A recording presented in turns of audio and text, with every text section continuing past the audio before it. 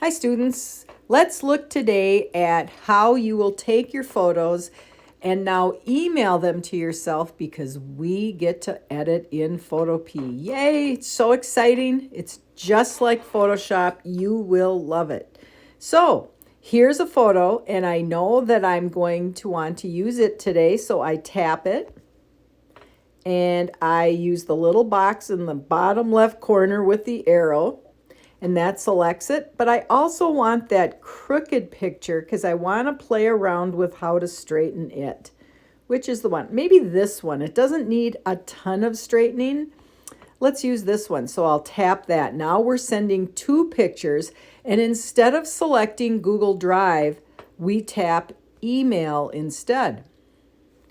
I have to send it to my Burkhart at ISD14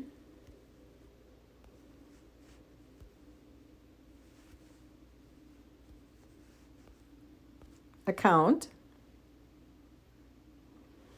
There we go, and I can select it in the subject. Let's just say pics. Then I'll know and go ahead and send it. And now this is the part where it gets interesting. The reason why I didn't think Photopea would work is I always sent things actual size, and I've discovered if we size the images smaller, it will open and work on a Chromebook in Photopea. How cool is that? Medium, remember you have to have this. That's only about 100 kilobytes per image. It's kind of small. You could make it work if you're really having glitchy things happening. Go ahead and go down to about 100 kilobytes. But really large is around 900 kilobytes per image. So you take 1/2 of 1.8 because I have two images selected. I think that will be fine. Really, ideally, you want to email images between 500 kilobytes and 1 megabyte. So really watch the file sizes. They'll be different on everyone's phones because the sizes are different. So I'm going to choose large, and there, done. Now, in a second, I'll show you. I'm going to open these in my email and we'll move forward from there, learning how to download and import them into Photopea. So, see you in a second. Hi, students. Well, here are the images that I emailed to myself.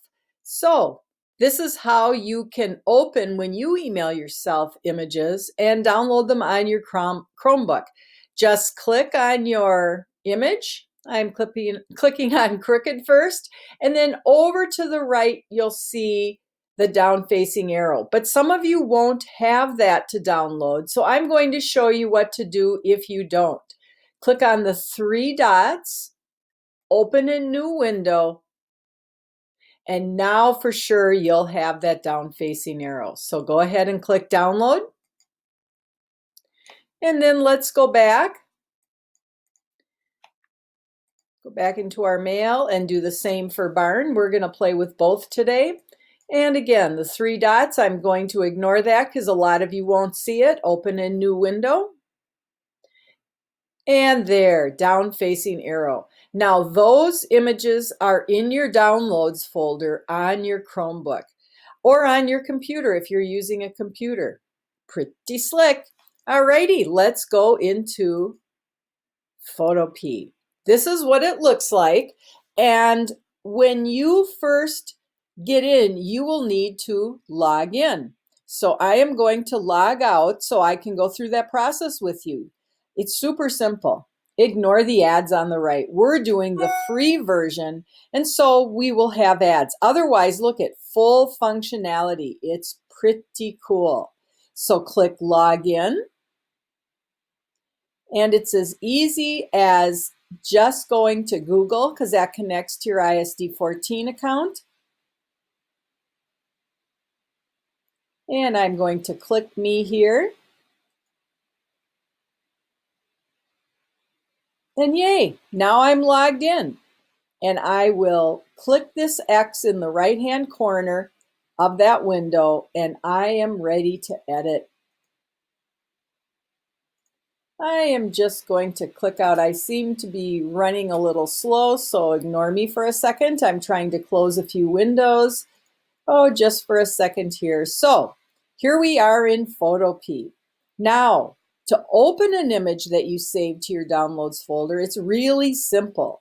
You go to File up here in the menu bar, and we'll talk more about that in a minute. File, Open.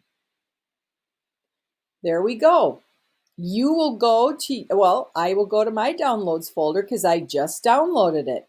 Let's open Crooked. You have Crooked and Barn, so I'm going to click on Crooked and hit Open. Yay, there we are.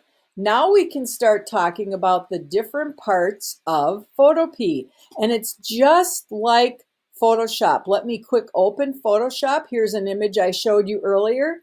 Now in Photoshop, at the very top, notice a menu bar. File, Open is identical. You also have a toolbar on the left, Options, and a palette bin on the right. So we'll get rid of that. Here we are in Photopea. You have a menu bar on the top. You have your toolbar on the left. You have options, and we'll look at those in a minute. And you have your palette bin on the right. It functions very similarly.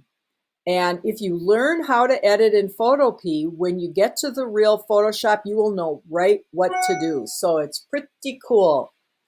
So let's go right here, and we're trying to straighten this image. So we need to first learn what these different places are.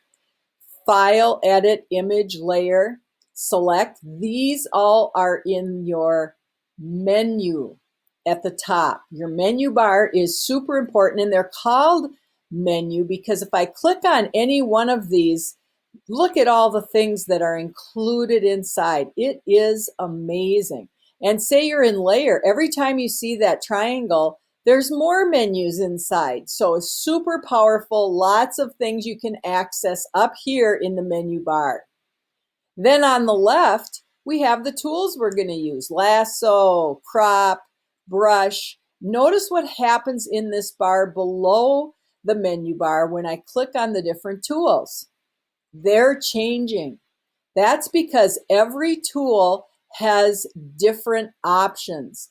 This also popped up. Every tool has that little triangle in the right-hand corner. What that means is that there are options inside each tool. So you might want the spot healing tool, the healing brush tool, the patch tool, etc.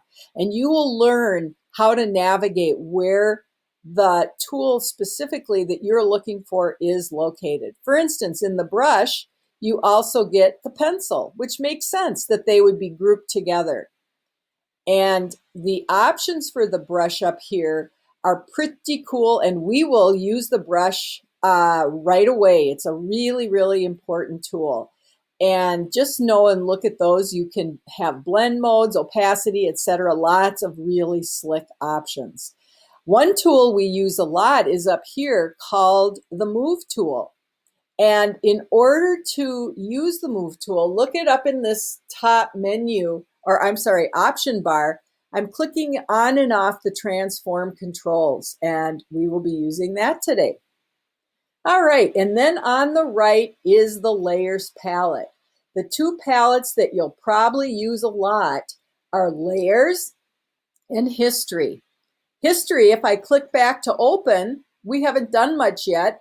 We can see where we are when we open. And as we start making changes, this will allow you to go back 30 steps. That sounds like a ton, but really in Photoshop, you might be hundreds of steps into a document. It's nice to be able to go back and look at it a few steps earlier because maybe you liked it better then and you want to undo what you've been doing. All right, let's get started. With this image, I would say the main thing is it's crooked. It's not horribly crooked, but it's crooked. So let's learn how to straighten it in Photopea. The first thing is to duplicate the background layer, and there's two ways to do it. We're in a layer, so if you go up to layer up here in the menu bar and click on it, you'll see duplicate layer. Boom, easy. But I can also do Control J. And as you get more familiar with Photopea, you'll want to use the shortcuts. It just makes it go a lot faster. But until you learn them, here's where it's located, duplicate layer. Super important to always protect your background because you might do all kinds of stuff, accidentally alter this, and you want that background to be left intact. There's something right to the left of the image in your layer, and that's this eyeball, and it just means, can you see it? And you can't see a difference right now, but you will in a minute when we start changing it.